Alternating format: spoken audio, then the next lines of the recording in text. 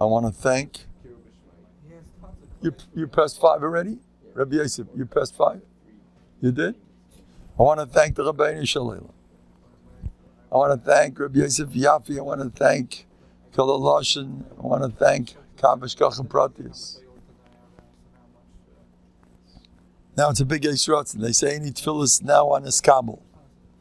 Now, very, very important to me is Zikr HaRabim and Zikr HaRabim and Zikr HaRabim and Zikr HaRabim. I keep finding more and more rayas, Zikr HaRabim and Zikr HaRabim. Rav Dasa says there's gold in the streets these days and nobody's picking it up. I don't know what he meant. But Zikr HaRabim for sure. What people could accomplish with Zikr HaRabim, you have no idea. Where they're going to head in Yenavelt because they were involved. The Chavetz Chaim used to scream, Zikr HaRabim. Do it for the public. You're doing it for yourself. I'm starting with a selfish, I mean me. I just spoke to a couple. They're killing each other for 35 years. And they're both good at it. I hold they should be Chavrusis and Iyun. They know how to be Ma'ayin. And anyway, I asked them, how about, I don't really deal with these type of things. I have experience where I gave a bracha and boom, Shalom Bayis. I don't know myself how that happened. I have a few such cases. Then I have cases where I force them to say nice things about each other. And they do that. And it's magic. I have a younger man. I had a 5-minute session over the phone, him and his wife. It was over. It was a year ago. He's cured. And another fellow, his therapist told him to see Mendel once a month. He was here with his wife from New York. He must see Mendel once a month because he changed the whole matzah. You get into the mode of saying nice things and suddenly the other person gets more energy. You're dealing with a different decade. If you're always being criticized, you don't function. Because that's the matzah. So these chevra, who are killing each other for 35 years, I told them, let's move on it, let's do this.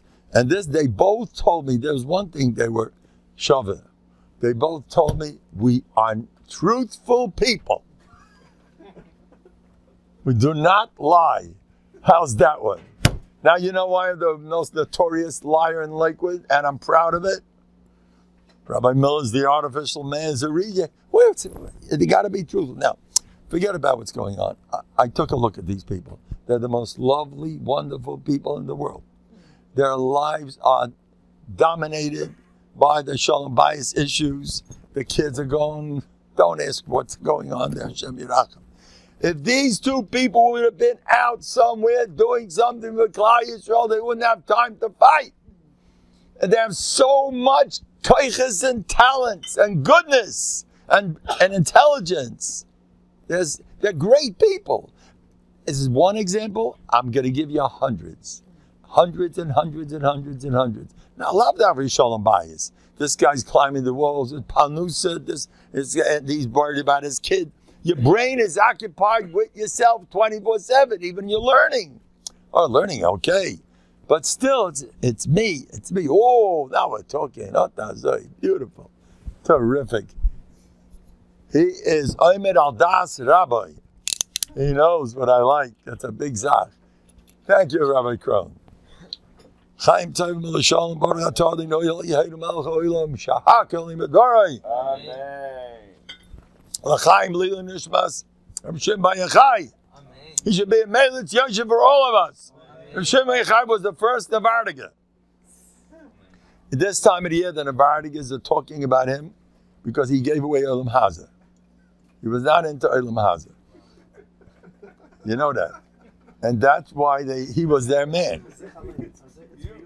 What? Once right? Okay, here we go. They're falling in, they're becoming Hasidish. I don't know what's going to be with my chevra. These Litvakis, they're anyway. So, I went to a Hasidish place the other day, and I brought my Talmidim there. You know what I told the Hasidim over there? What do you do with these Litvakis? How do you deal with them? They loved it. I was just kidding around. Anyway, Here's the story. I once went into Satma. I was late. You know, it was one of these days where I woke up good. It was a day off. And I came good and late. I rolled in, and I said like 11 and 12 o'clock, you know, time for chakras. One of those. I can't stand that usually. But I went in, and I told them, there's 100 people there. I says, where is, I screamed, B'kol Ram, where's the schnapps? Where's the l'chaims? What's going on? Are you guys chassidim? I said in front of all the shreinels there. They were on the floor. I says, they're all laughing. I says, I know what happened. Those litvakas next door, they messed you up.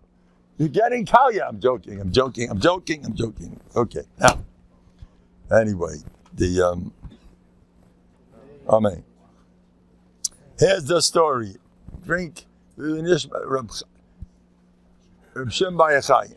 I want to mention, to do for others. You're doing yourself a favor. Do for others. I'm hacking, the more the better. All your problems will go in the garbage if you do for others. Do for others. You are capable. Don't be afraid. Now, the first place to start is nothing like Ura, Reb Chaim Mintz.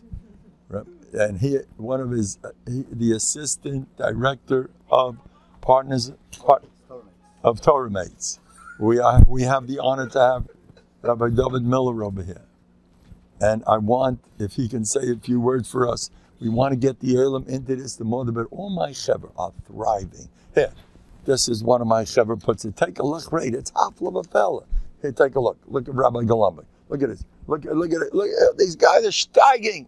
You get involved, do for the public. It's going to save you from all your problems. You don't have time to worry about yourself. Busy with everyone else. Okay. So I would like to hear, it's a big honor for us to have Rabbi David Miller, the assistant director of Torah Mates, and he's going to give us how we can get involved. This is if we can have a husband and wife, both on the case, she'll learn with the ladies, he'll learn with the men, and the whole family has a different tzura, because Tati and Mommy care for others. Tati and Mommy all day are worrying, what are we going to do for this guy, for that guy? They don't have time to get aggravated over the kids. The kids could go mashug a little bit. It'll be okay. You know Rabbi Aaron's bracha. Whoever goes out, your kids will be fine. I heard this from Nelson. Rabbi Miller. You want to come?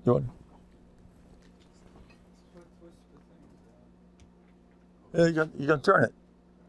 How are you doing? You know how much bottles? I don't think anybody noticed. You know how many bottles we have here? Aren't you impressed? That's it. Sound, I have sound? Microphone.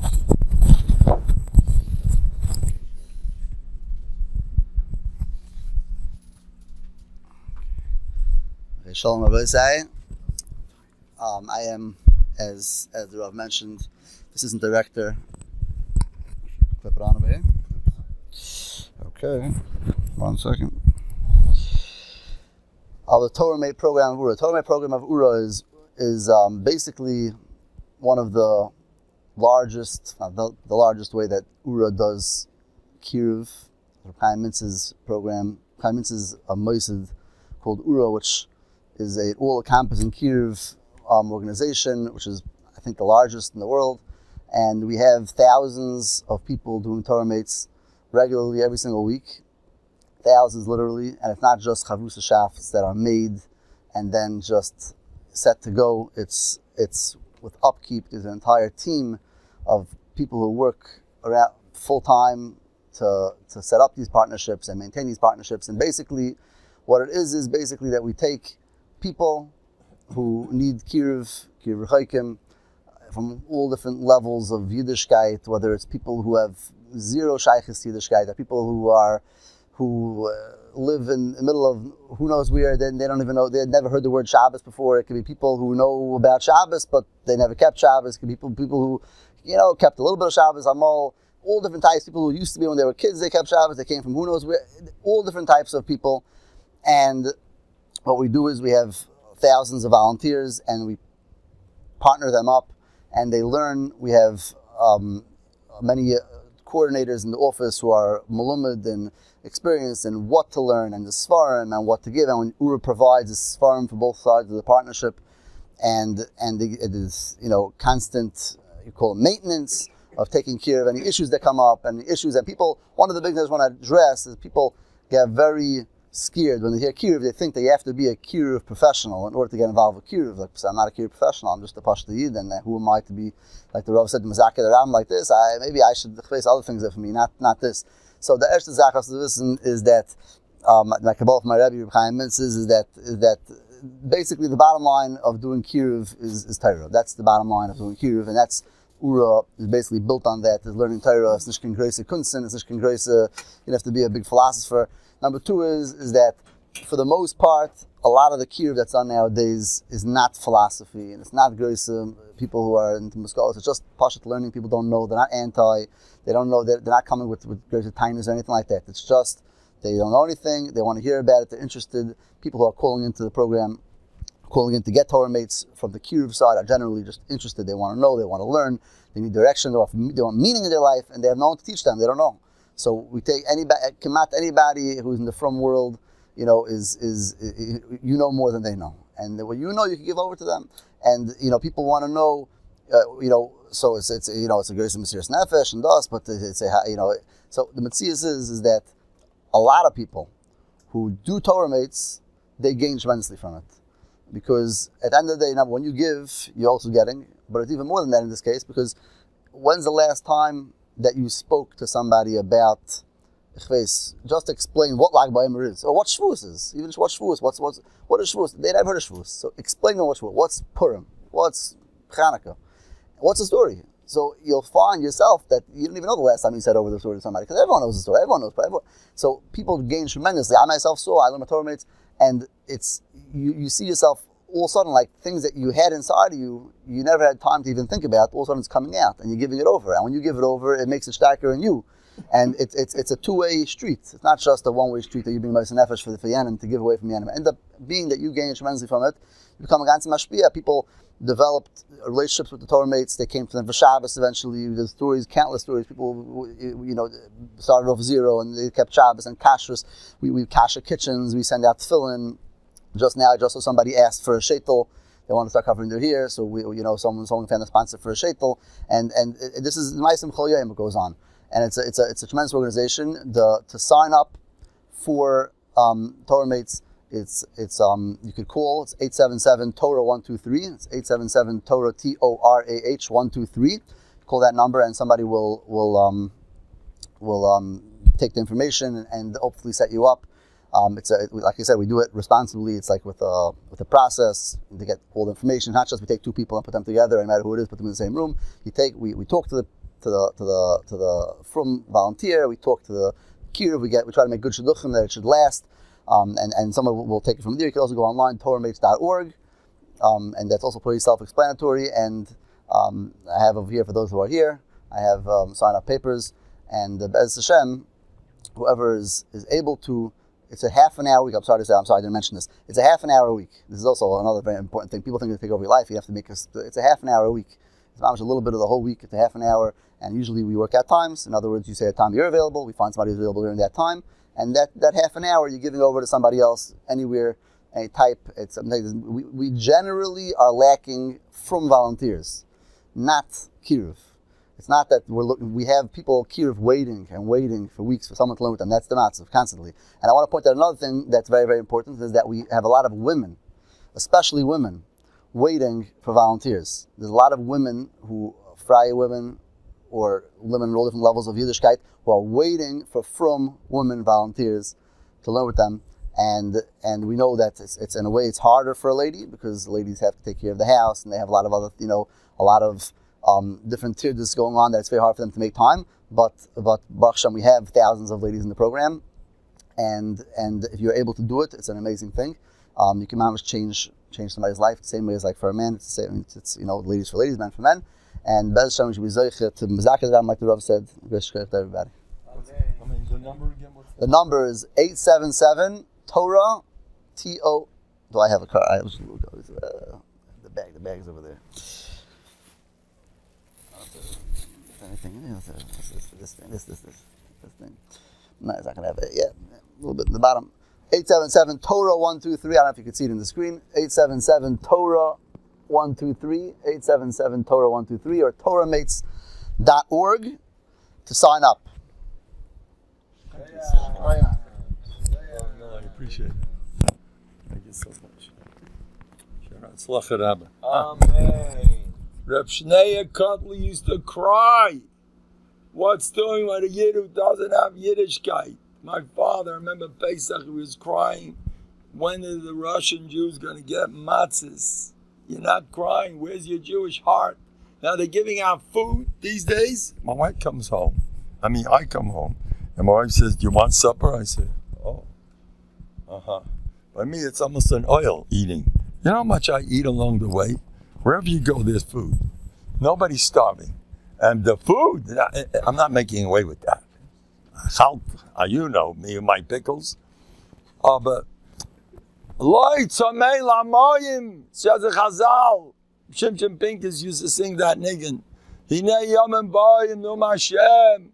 That people aren't going to be starving for Loi ra'ov la'lechem, Loi tzomei lamoyim. Just to know the Eibishter. People are starving for Torah. Help them. They're begging you. Help them. Whoever gets involved in this, the Eibishter will reward you. It's a schus. I told Rabbi Miller, I want to get a bracha from him. You know what a schus he has? You know what a schus that says 4,000 people have there. Whoever gets involved, I give a bracha. My bohas are working overtime. Since Reb Chaim was nifta, Achrimais Kadesh, the bohas are full score ahead. I'm joking. But I'm not joking. I give a bracha. Whoever does this, Hashem should help him. I promise them a bracha stamazai. And watch. When something really goes big in the next week or two, I want to be called. That's me. That was my bracha. I want to get credit. I'm just kidding. Anyway, but the thing is, it's just Zisa. Giving other. Now your kids look at you. Tati and mommy. What are Tati and mommy talking about? There's nothing wrong with talking about recipes. Chas v'chalila. It's not Lashon Hara. I can't hold from it. But the ladies, it's nothing wrong. Oh, but how can you compare when they're talking, what are we going to do about so-and-so? How many people are we going to have for Yom Tov? Who are we going to use car? What's going on with Klaisel? There should be a new facelift in Klaisel and Kiruv.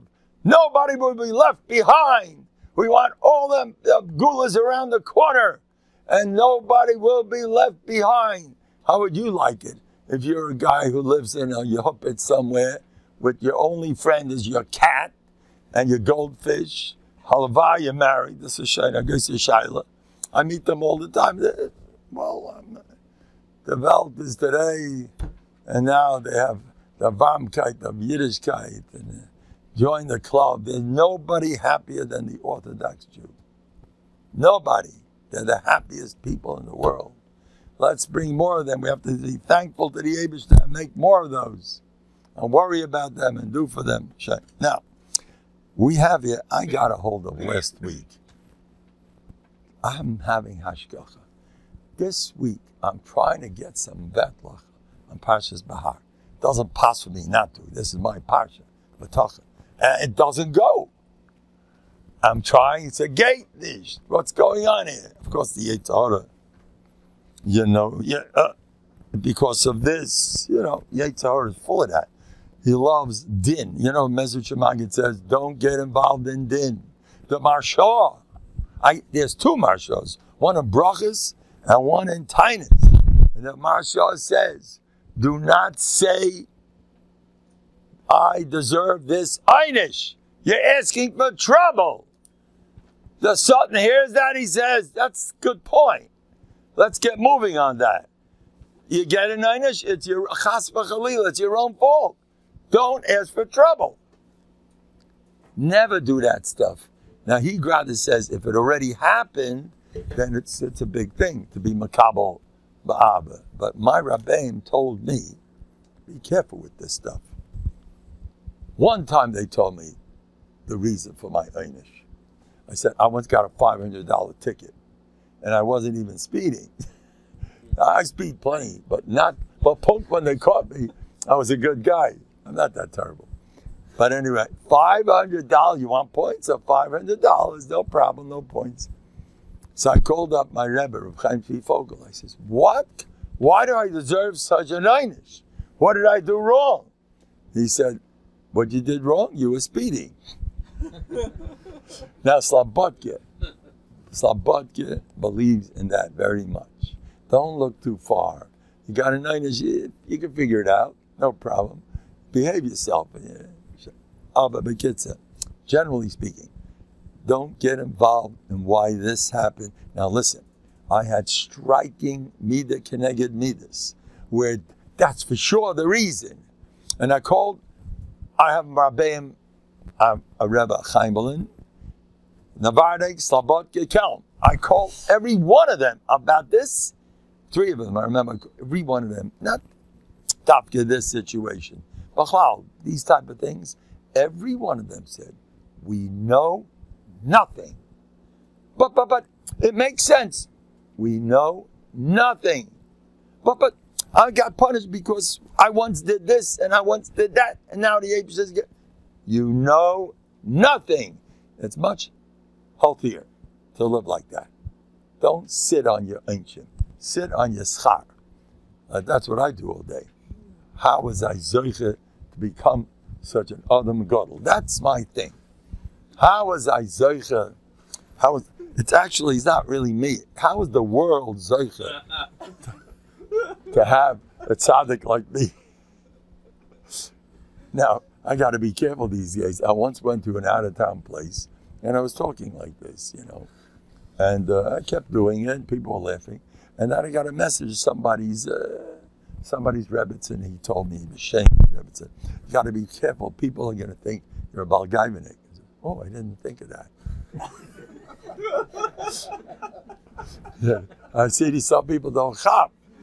That's why since then I'm careful. After myself, I'm joking. I always repeat, I'm joking. Please. Okay. Now, my latest stories that I, first of all, had last night, I go to Ili Nishmas of Shimba Yechai, should be Melitz Yosher, and we should go in his Heilige Drachim. By the way, you open up a Zoyar. You know how he praises himself? Who's familiar with the Zoyar? Am I right or wrong? Yeah. He's loaded with that. I'm great, I'm here, you think Mandel's the first? That's my thing? Am I right or wrong? Or third person? That it's Kavaldi. My stuff is great. My Shver used to like, he was a Munkach Chassid, but he liked the Bali Musa. It's interesting. When he first, this is how our relationship started. When I first got married, he was hoping I'd put on a shtreimel. As time went by, it looks like I was makar of him. And by the time he was 97, he was a halba litvak. I'm joking. Now I'm really joking. I'm just kidding. But one thing, we got along great.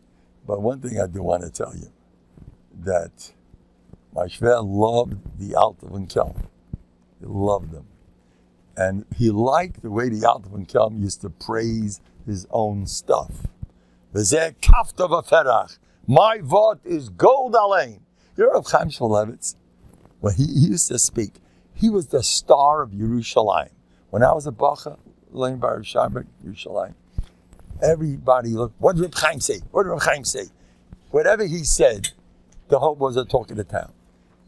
Once on Hanukkah, everyone got up. Reb Beryl from Brisk was there. All the big guns of Yerushalayim spoke. And then Rav Chaim Shmulevitz got up. And he went to work. Whoever doesn't learn my pshat, kenish lernen. You don't know how to learn. He used to say that. That's what he used to. This is the real pshat. He used to say to certain groups, you're not bad in learning, but it comes to this stuff, I know what's going on. He used to talk like that. Ray, he wasn't geschmack. They loved him. I'm speaking about him. It's kedai. I went through the 6-day war. I didn't run away. And I was under Rav Scheinberg's bed. They all know the story. Rav Scheinberg was sleeping. When the bombs were all over the place, he was sleeping. We were saying Vidui, the whole Diskin orphanage, the kids over there, and the Kyle over there, and the yeshiva. There was a lot of things going on in Diskin orphanage. And we were in bed, it was dark at nighttime, and it was Shrek. The walls were shaky, it was Chodev, the noises, they were shooting at us all day long, and it got worse and worse and worse. In the middle of the night, we thought that it's over. And when it suddenly got super bad, that's when we started hearing Shir Amalas from the Yisraelim, the other one screaming over there, and I was saying Vidui, and all of my friends, and Rav Scheinberg is sleeping. And I said, we got to wake him up. We're holding by the Malchamavis is here. You're sleeping through this? So nobody was ready to do that. His Anakel was elected. And he went over and he tapped him, Zayda.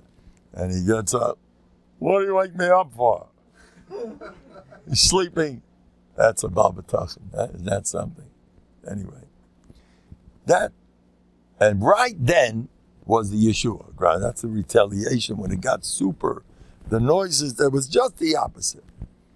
Rav Scheinberg, what he was. Now, that night, the whole Yerushalayim it's a Shrek. I know a lot of Yungalite, they were traumatized. They couldn't sleep for weeks after that. It wasn't Pasha. The Reb Chaim Shmulevitz never stopped talking about I remember it's banging in my ears. That's all for a year. Now, we were finished after 3 weeks. For 3 weeks, all the Israeli soldiers, the Friar soldiers, used to wave to Yeshiva Bachram in the streets, and the camaraderie and the Ava, and it was not Shaykh. We were all best friends. We were dancing. Everyone was from the heads. You know, I don't want to say their names, but the people around the country, the Tziyanim. You know what they used to do when things got bad? You know, there's no atheist in a foxhole. Ana Hashem Oshiana, Rak Borei Olam. What happened to you? You're the biggest kaifer we ever met. You know, this guy used to go to India to be Mishtach Avodah Zarah. I don't want to say who it was. He was out Russia, Marusha. But when things got bad, Rak Lit Balil. Rak Abnei. They got so firm, they knew how to do it too. It's a pity they weren't one of us. They could rip you up into a Muslish moose and be married to Jew. They were good, these Tziyayim never. They fell in with. Anyway, but Reb Chaim Shmulevitz never stopped talking. After 3 weeks, it was back to normal, like nothing happened. While there was such a simcha, we were crying. We said, but from tears. That morning, we were going crazy. Rav Shaibi we were mamish. We were sakonas and foshes. It wasn't shy. Anyway, I want to repeat that. He never stopped talking. That's the answer. He was an Anakel, the Alta from Novandik. Repetition, repetition, repetition, repetition. When something good happens to you, don't get up. See? I say thank you too. And now go back to the kvetching. But we still need a shidduch for so-and-so. Or we still got to have some money. But I'm thankful also. You don't stop with that. You hock and hock and hock until you're boring. That's the way to go. Because believe me, the negative stuff doesn't stop 24/7. By the way, when I tell people to thank Hashem, the number one thing to thank them for is for me, that I'm such a great guy. I'm very stuck in that. Yetzirah tries to pull you apart just to be negative. There's no end. You should know. I know a younger man. He had a ruchniistic problem, and he had good reason to be upset. Now, this is ruchniist. This is serious stuff, and it took him years. He went to Gehenna till finally he pulled out, and he had a Yeshua, he did tshuva, whatever, he had a bs, he did tshuva. Now, right afterwards, he had another serious issue that drove him crazy. You don't chop that it's not the issue. It's Yetzer Hara's love of putting people down. I don't care what it is. The real problem is to make you feel like a nobody. That's the real problem. Always hold you're in the top of the world. You're a tzaddik yisei dolam. Whatever's going on is temporary insanity. Now, did I tell the Yolam, I think, about the younger man who I blew him up and he suddenly became a Rosh Chabura? I told you about it. It's half of the Gemais. He was right here in the Vad. Said a Barabba. He's a tachshit, a tzaddik, he's a sweetie, a Talmud Chacham. But 24/7, I'm no good here, I'm no good here. That's what he's all about. I'm no good. That's the way he talks. Well, I said, no more of that. You're the best guy, you're Rashko, and I want you to do it. Day and night. Now, I didn't chop that, he took me serious. He went home, and he started doing it. Punked, his wife liked it. It's interesting that she liked it.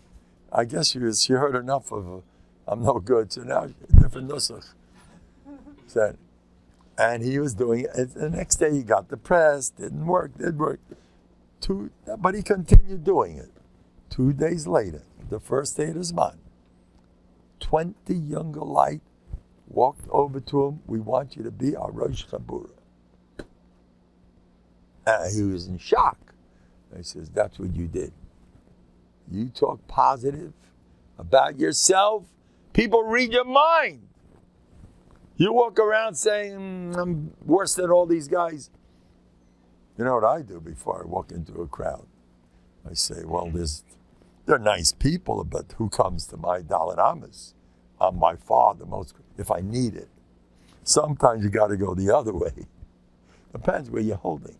Some people have to say, you're nobody. People, all Yidden used to need that more. That's why the Muslims firm are more into that. They needed it. They thought you owned the world.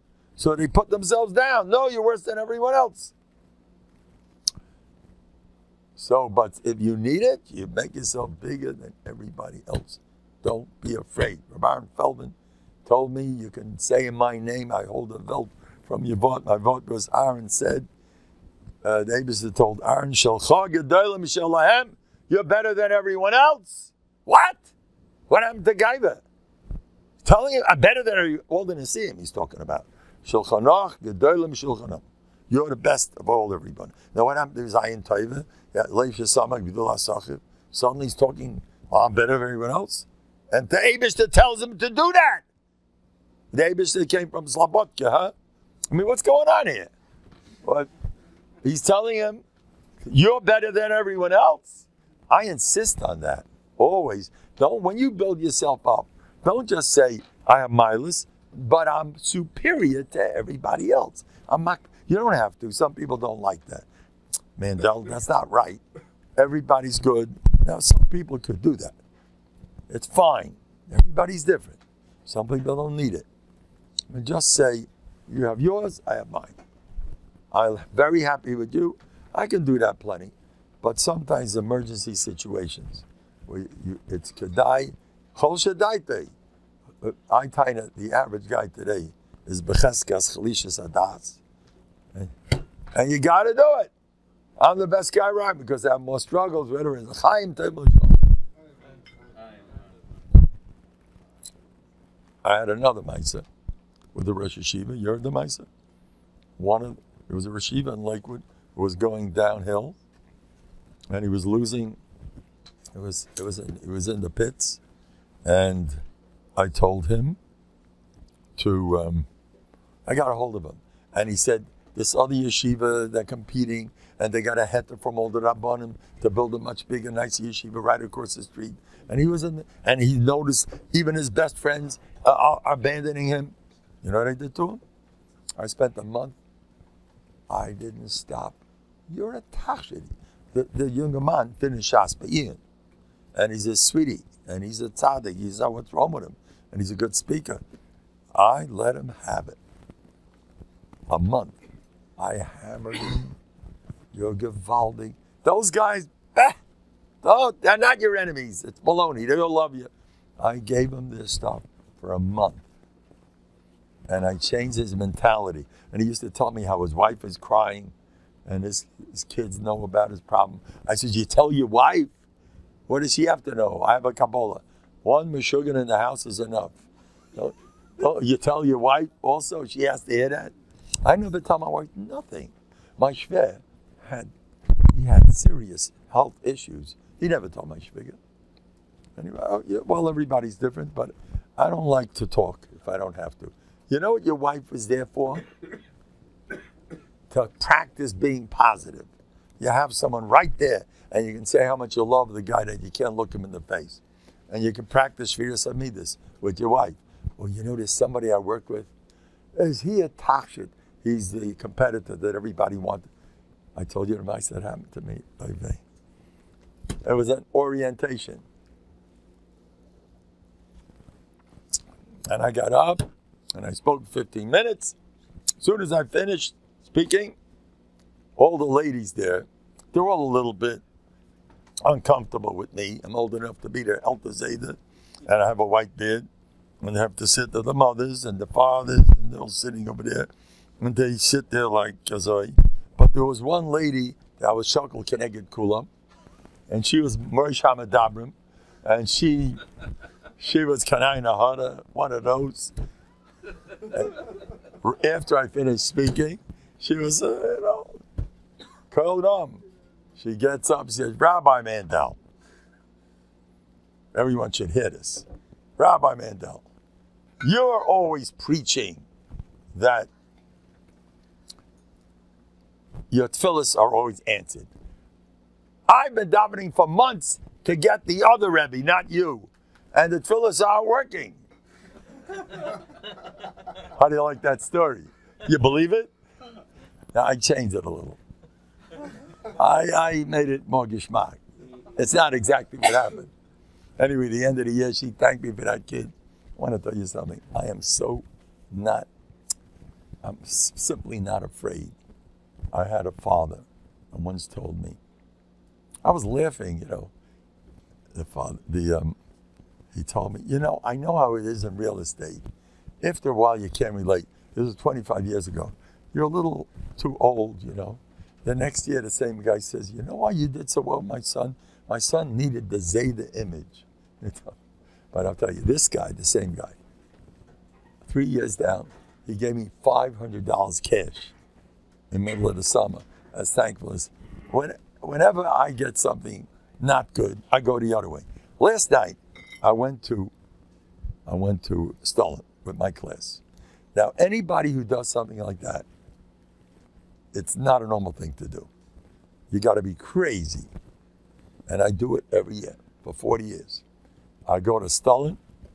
I want to give those Litvakis a little, wake up, you guy. I'm kidding. That's why as soon as I walked in, I told the Stalin is over there. Look, these Litvakis, maybe there's hope for them. They were on the floor. They liked it. Anyway. But the last night now, I have to get, today Lakewood is like, they live there's in Tom's River, they're in Jackson, they're all over the place. How do we bus them back home at 1 o'clock in the morning? And the bus driver's not doing it, forget it. It'll take them 2 or 3 hours, I don't know how long. You got to go flying here. 2 different kids live in your hoopits. This guy all the way here, this guy all the way the other direction. How are you going to do it? So sometimes the parents help. They bring that. Anyway, we made up, I don't use a cell phone. My wife has a cell phone. The only time I use my wife's cell phone is when I come back from Stalin. Only time So we made up, my wife was taking me to the Forest at Night. That's the bus stop. That's where our bus leaves, Forest at Night. All the kids come from all over. We leave 7 o'clock. We try to be there in time for Ma'ariv. There is stolen a Ma'ariv, a fire. The kids love it. And then we bring them back.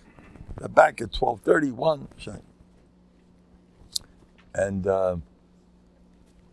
now I gotta have my wife's cell phone because the parents need to be in touch with me. Where are you? How soon? You know, some of the parents, it takes them a half hour to get to the spot where they're gonna meet me in front of my house. And I need it. They're always in touch with me. And how's it going? And my wife took us to that place, and then she left. I says, "What? The cell phone?" And I started running after the car. The cell phone! The cell phone! I'm running in the streets. The cell phone! The cell phone! What's gonna be? There's no cell phone. The whole trip, I gotta deal with this. You know, I'm 40. I had 35 kids. The cell phone. Kids and my wife didn't see me. And she's going. And by the time, so I had two guys with cell phones, with fathers, and they called my wife. She didn't see nobody. His cell phone was off. And by the time they reached her, she was already at a chasana, in the cheder, and it's over. You blew it. So I said, who needs a cell phone? Shtusim va'avolim. I don't need cell phones. Shtusim va'avolim. Listen to this. Usually, when I come back at 1 a.m, I have a headache. This parent came, this parent's coming, this parent's soon. Can you take him also? The bus driver takes. I take a whole bunch of those kids. I used to be till 3 a.m, taking them all over Lakewood.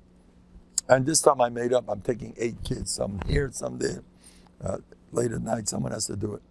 This is the first time in the history of my going to Stalin that as soon as I arrived at 1 o'clock, my streets, well, it looked like when I'm giving a vod. There were cars all over the place. I rolled in, and every single parent showed up. The kids were taken home promptly. One kid was there for 5 minutes. Usually, I could spend 45 minutes with a kid till this, till that. Nothing works. I mean, that's the matzah. Then I have to take him home. Oh, yeah, what's going to be with him? And some kids are crying, the babies. This is the first time in my history that I never had it so well. Why? Because I didn't have a cell phone. And what does he say? You know, Reb Chaim Kanevsky reached more people than all the telephones in the universe. You know, the Welt says, today you have all these special type of phones, cell phone, this phone, that phone. Press a button, boom. You know, a long time ago when you got on the phone, you started off with hello, and ended up with goodbye. Today, you start off with hello, and you end up with hello, hello, hello, hello, hello. I have to get back to a different word. As I get this, the more you have, the less it works the other way. Chaim Shulevitz never used a telephone. Look how many people he reached. What do you say to that one? Now the Malbim, and I believe the Sam Sefer, say if you do no ishtadlis, there's a bracha. I had that bracha. No ishtadlis, a bracha. How's that one? Anyway, there's another story I want to tell. This is Hafl of a fella. His story is a gold mine. The younger man calls me up. He lost his job. He lost his job, and his wife is his wife, Beis Nisan. I told this over yet? No. Beis Nisan. You heard it. How many people heard it? So Chazara. This is a covet issue. You don't have, you're out of stuff. It's okay. Well, Chazar. Anyway, the mice is buried. Now, his wife said like this, I'm going for a month, I'm making Kabbalah Bli Neder. I will not ever kvetch. No more kvetching. No more davening. Thanking. You know these ladies, my Adlakas Neiris? Not me. Adlakas Neiris, thank you, thank you, thank you. No, I don't cry about the kids. No. Thank you. I'm in a different world. For 30 days, she did that non-stop because she heard Mandel Pashtetza. Mandel brainwashed her. Listen to this. The 30th day was Shaya Keristir's Yortzei. Her husband got a job that in his life he didn't dream he'd ever get such a job. Olive. Beis, she has severe pains, abdominal pains for 7 years of Gehenna, 7 years of headaches, disappeared in those 30 days, and 3. This, I was told, was more than anything else. The Shalom Bayis was, don't ask, a boxing match 24/7. After those 30 days, Nisim Gluyim, like what happened to you guys. And I felt, that's what happens when you don't kvetch. There's another mice with a guy, he didn't kvetch. He has no money, and he cries. For years, a big Adam Chashiv, he's almost my age. He's crying for years and years and years on the way from his yeshiva to his house. From his house to yeshiva. He cries and he cries. Eibishter, why do you treat me like this? He heard my stuff. He said, no more of this. From that day on, for 2 weeks, he laughs on the way to yeshiva. And he'll, thanks, oh, everything's great. He told me on the phone, he said he had his parnasa quadrupled in 2 weeks. A whole matzah turned around completely. So it pays not to kvetch. You're allowed to daven also, don't worry. But, okay, now we continue. Look, I just want to say one thing. Now, there were 2 accidents that happened in 2 places. There was a striking mice that in the middle of the Chassidim getting together, Maron, Hashem Yerachem. And this other one, stolen, is the same type of what's going on. I don't know anybody who said anything about it. I don't know if anybody's right to say anything, and I'm for sure not saying nothing, but I'm going to say,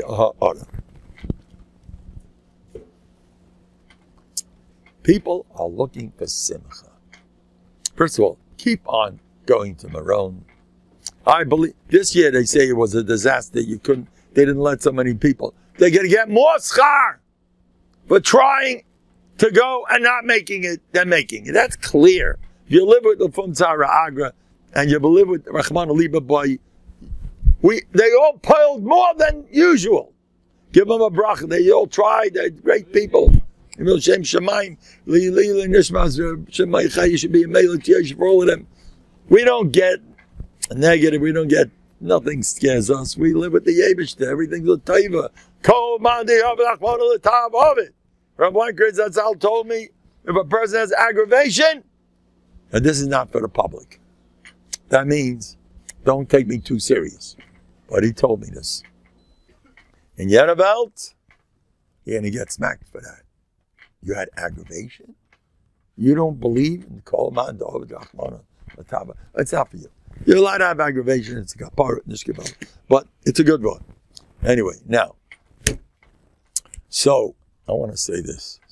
People are looking for simcha. They want to be happy. Simcha, believe me, I'm one of them. I was there last night dancing my head off. And today in school, I was dancing again. And then I heard something, I was ready to go. It's in my blood. I must confess, I have Hasidic blood. I'm one of those, with the earlocks, those guys. I'm one of them, and I like them. They're great. And the whole, it's a mitzvah gedayla. It's a pasuk.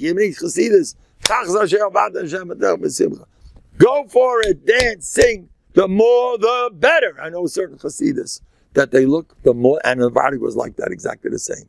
More dancing and singing. It gives you ruach, gives you fire. It's a shtikazut. However, you want to be happy? That's lab dafka the direction to go. You know how many listige freiliche Yidden came to me who are very good at the singing and dancing, and they're crying about the depressions and the kinna and the kas and the shalom bayis and the panusa and all that pekla. What happened? You were just dancing till 3 in the morning on top of a table, and now you come over to me crying. Because the real, now, sometimes it will do the job, but not push it at all. Rabbi Weinkrantz Zatzal told me before Purim, from